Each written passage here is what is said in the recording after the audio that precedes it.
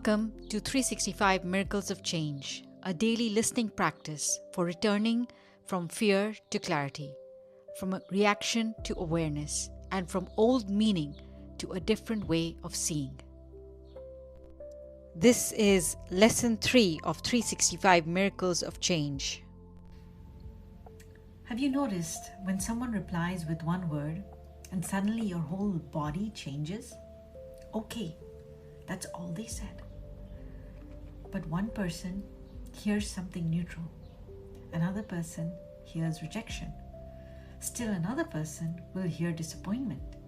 Yet another person might hear panic. Same word, different nervous system, different past, different meaning system. And this is where today's lesson becomes really important. Because the mind will rush to understand things very quickly, especially when uncertainty feels uncomfortable. We want to know, what does this mean? Am I safe? Am I accepted? Did I do something wrong? But sometimes what we call understanding is actually recognition. We are not seeing the present clearly. We are recognizing an old emotional pattern. And this is why the lesson says, I do not understand anything I see. Not because we are stupid. Not because nothing matters. But because humility creates space before projection. The first lesson showed us that events and meanings are not the same thing. The second lesson showed us that people assign different meanings to different events and to same events.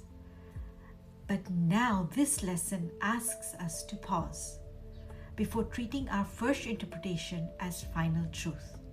Because maybe what feels true is actually memory, or fear, or history, or an old identity trying to project itself.